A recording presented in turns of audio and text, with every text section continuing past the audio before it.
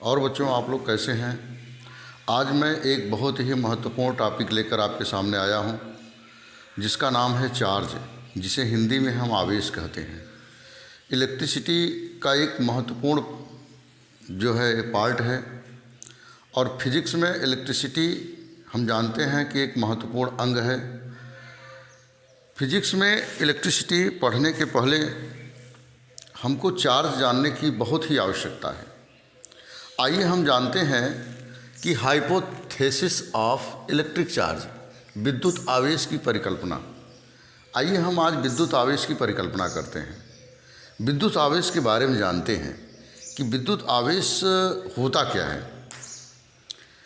बच्चों, विद्युत आवेश के बारे में सर्वप्रथम यूनान के महान दार्शनिक थेल्स ने 2600 वर्ष पहले आज से यूनान के वैज्ञानिक थेल्स ने यह बताया कि जब वस्तुओं को आपस में रगड़ा जाता है तो उनमें छोटे छोटे कागज़ के टुकड़ों या तिनकों को अपनी ओर आकर्षित करने का गुण आ जाता है। अब समझिए, 2600 वर्ष पहले की बात है, उन्होंने बताया। लेकिन सबसे बड़ी बात यह है कि 2000 वर्ष तक इस बात पर किसी का ध्यान नहीं गया। उन्होंने अपने दर्शन शास्त्र की बुक में जो ये लिखा, इस पर 2000 वर्षों तक किसी वैज्ञानिक का ध्यान नहीं गया। 16वीं शताब्दी में इंग्लैंड की महारानी एलिजाबेथ के डॉक्टर थे गिलबर्ट। डॉक्टर गिलबर्ट ने जब इसको पढ़ा तब उन्होंने बताया कि वस्तुओं को आपस में रगड़ा जाता है तो उसमें आकर्षण का गुण आ जाता है। ऐसा थेल्स ने बताया था। अंबर नामक वस्तु को लेकर उन्होंने बताया कि अंबर को जब रगड़ा जाता है तो उसमें जो है वस्तुओं को आकर्षित करने का गुण आ जाता है, कागज़ के छोटे छोटे टुकड़ों को आकर्षित करने का गुण आ जाता है।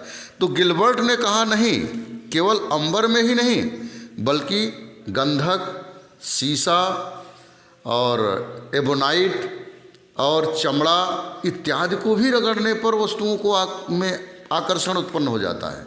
अगर इनको रगड़ा जाए तो ये छोटे छोटे कागज़ के टुकड़े तिनकों को अपनी ओर आकर्षित कर ले रहे हैं। तो गिलबर्ट ने एक नया जो है रुख दिया, एक नया डायरेक्शन दिया। डॉक्टर गिलबर्ट ने, मतलब उसके कहने का मतलब ये है कि यह गुण केवल अंबर में नहीं है, यह गुण शीशे में भी है, यह गुण मेटल्स में भी है, नॉन मेटल्स में भी है। इस बात को जो है उसने संकेत दिया। तब और वैज्ञानिक और अलर्ट हो गए कि नहीं भाई, ये तो बात कुछ है। तब 1646 ईस्वी में, देखिए फिर 46 साल बाद 1646 ईस्वी में एक वैज्ञानिक आया जिसका नाम था टॉमसन ब्राउन। टॉमसन ब्राउन ने जो है इस बात को पता लगाया कि चलते हैं देखते हैं कि वस्तुओं में जो आकर्षण और प्रतिकर्षण का गुण होता है वो किस प्रकार से होता है। तो उन्होंने क्या किया कि बिल्ली की खाल को आबनूस की छड़ से रगड़ा और आबनूस के छड़ को दूसरे धातुओं से रगड़ा। तो इस प्रकार से जब उन्होंने देखा तो वस्तुओं में आकर्षण हुआ। लेकिन उनका जो बेस्ट प्रयोग था ये था कि जब आबनूस की छड़ को बिल्ली की खाल से रगड़े और फिर दूसरी आबनूस की छड़ को फिर बिल्ली की खाल से रगड़े, तो आबनूस की छड़ को आबनूस की छड़ के पास ले आए तो दोनों आपस में आकर्षित नहीं हुए, वो हट गए, आपस में आकर्षित नहीं हुए, दूर हट गए। तब उनके दिमाग में आया कि नहीं, ये इसमें तो कुछ क्वालिटी है, कुछ बात है स्पेशल। फिर उन्होंने क्या किया कि बिल्ली की खाल से एबोनाइट को रगड़ा तो आबनूस की छड़ को उसके पास ले गए तो आकर्षित हो गया। तब उन्होंने बताया कि वस्तुओं में जो है ये आकर्षण और प्रतिकर्षण दोनों का गुण होता है, और जब वस्तुओं को रगड़ा जाता है, जो टॉमसन ब्राउन ने जो मुख्य बात बताया, यह बताया कि जब इन वस्तुओं को रगड़ा जाता है तो उनमें एक ही प्रकार का आवेश आ जाता है, एक ही प्रकार का चार्ज आ जाता है। जैसे आबनूस पर अगर प्लस आया है तो प्लस ही रहेगा, बिल्ली खाल पर माइनस गया तो माइनस ही रहेगा। यह बात जो है रॉबर्ट क्या कहते हैं टॉमसन ब्राउन ने बताया।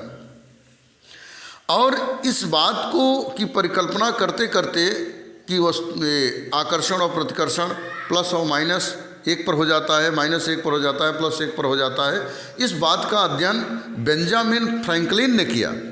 और बेंजामिन फ्रैंकलिन ने इस बात को बताया कि आवेश दो प्रकार के होते हैं, प्लस और माइनस। तो प्लस माइनस धनात्मक और ऋणात्मक आवेश की जो हाइपोथेसिस है, परिकल्पना है, किसने दिया? बेंजामिन फ्रैंकलिन ने दिया। तो बच्चों ये तो हो गई पुरानी धारणा।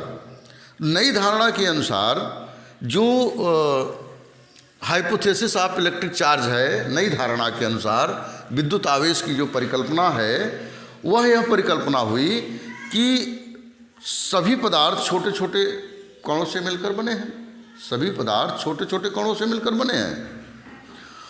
और यह बात 19वीं शताब्दी के पहले की है। जॉन डाल्टन ने इस बात को बताया कि परमाणु जो है छोटे छोटे पार्टिकल से बना है, सभी पदार्थ परमाणुओं से बने हैं। इसके बाद रॉबर्ट क्या कहते हैं रदरफोर्ड, गोल्डस्टीन, चैडविक और जे टॉमसन इत्यादि वैज्ञानिकों ने मिलकर बताया कि परमाणु को भी डिवाइड किया जा सकता है। परमाणु में इलेक्ट्रॉन, प्रोटॉन और न्यूट्रॉन होते हैं। अच्छा, उस हाइपोथेसिस के अनुसार यह जानते हैं हम कि परमाणु में प्रोटॉन और न्यूट्रॉन होता है, अर्थात जो नाभिक होता है, न्यूक्लियस होता है, पॉजिटिव होता है, और इलेक्ट्रॉन नाभिक के चारों तरफ चक्कर लगाता रहता है अपनी अपनी कक्षा में। तो जो इलेक्ट्रॉन नाभिक के पास होते हैं, जो इलेक्ट्रॉन नाभिक के पास होते हैं, उनमें क्या होता है, आकर्षण गुण ज़्यादा रहता है, क्योंकि प्रोटॉन प्लस है और इलेक्ट्रॉन नेगेटिव है, तो दोनों आपस में आकर्षित रहते हैं। लेकिन उस पदार्थ के अंतिम कक्षा का जो इलेक्ट्रॉन होता है, उस पर नाभिक का जो बल लगता है वो लगभग नगण्य होता है, बहुत कम होता है, जिसके कारण वह इलेक्ट्रॉन अपनी कक्षा छोड़कर भाग जाता है। तो ऐसे इलेक्ट्रॉन को हम फ्री इलेक्ट्रॉन कहते हैं या मुक्त इलेक्ट्रॉन कहते हैं। तो मुक्त इलेक्ट्रॉन की अगर परिभाषा लिखने के लिए आ जाए तो आप ये भी लिख सकते हैं कि किसी पदार्थ के परमाणु के अंतिम कक्षा का वह इलेक्ट्रॉन, किसी पदार्थ के परमाणु के अंतिम कक्षा का वह इलेक्ट्रॉन जो नाभिक के कम आकर्षण बल के कारण अपनी कक्षा छोड़कर मुक्त रूप से पदार्थ में गति कर सकता है या अपनी कक्षा छोड़कर भाग जाता है, इस प्रकार के इलेक्ट्रॉन को हम फ्री इलेक्ट्रॉन कहते हैं या मुक्त इलेक्ट्रॉन कहते हैं।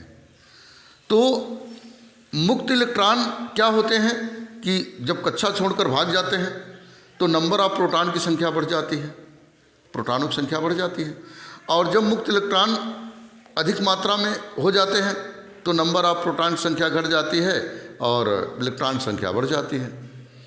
तो जैसा कि अभी हम लोग परिकल्पना पीछे किया है कि आबनूस की छड़ को जब बिल्ली की खाल से रगड़ते हैं या आइवोनाइट से रगड़ते हैं तो एक पर पॉजिटिव पॉजिटिव हो जाता है, एक पर नेगेटिव नेगेटिव हो जाता है। तो संख्या इलेक्ट्रॉन जो है वो प्रोटॉन क्या होता है वो स्थायी है, लेकिन इलेक्ट्रॉन जो होते हैं वो इंटरचेंज हो जाते हैं। तो इस हाइपोथेसिस को लेकर, इस परिकल्पना को लेकर, आधुनिक परिकल्पना को लेकर, इलेक्ट्रॉनों की परिकल्पना को लेकर यह बताया गया कि अगर किसी पदार्थ में मुक्त इलेक्ट्रॉनों की संख्या बढ़ जाए, अगर मुक्त इलेक्ट्रॉनों की संख्या बढ़ जाए, मतलब किससे बढ़ जाए, प्रोटॉन से बढ़ जाए। कौन बढ़ जाए, मुक्त इलेक्ट्रॉन।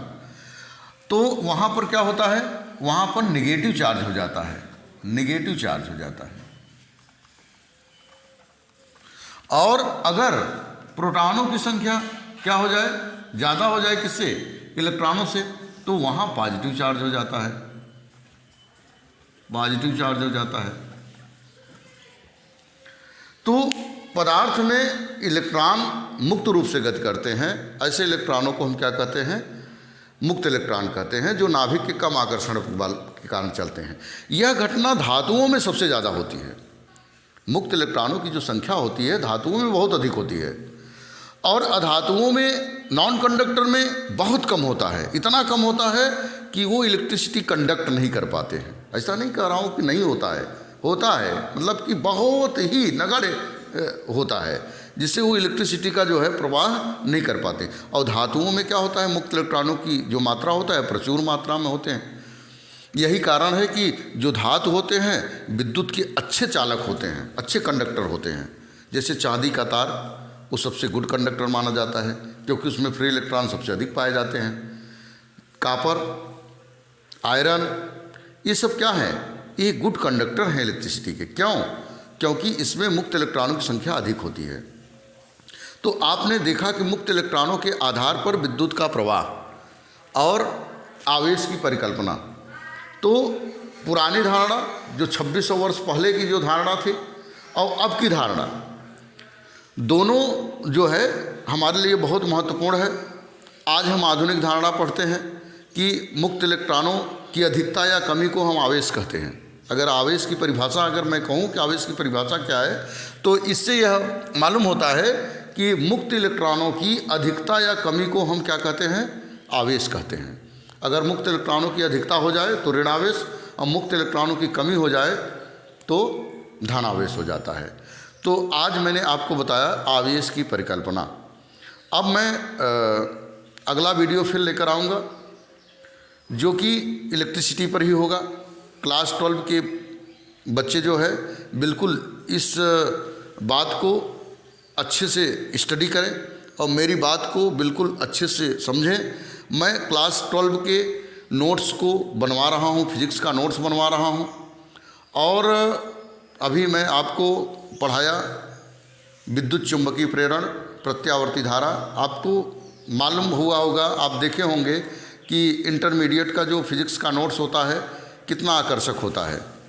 और मैं आपको बिल्कुल हर चैप्टर का नोट्स बिल्कुल बोर्ड पर लिखकर आपको समझाऊंगा, बताऊंगा और सरल तरीके से उसको प्रूव करूंगा। बिल्कुल आप हमसे जुड़े रहिए और अगले वीडियो में मैं आपसे फिर मिलूंगा। Thank you.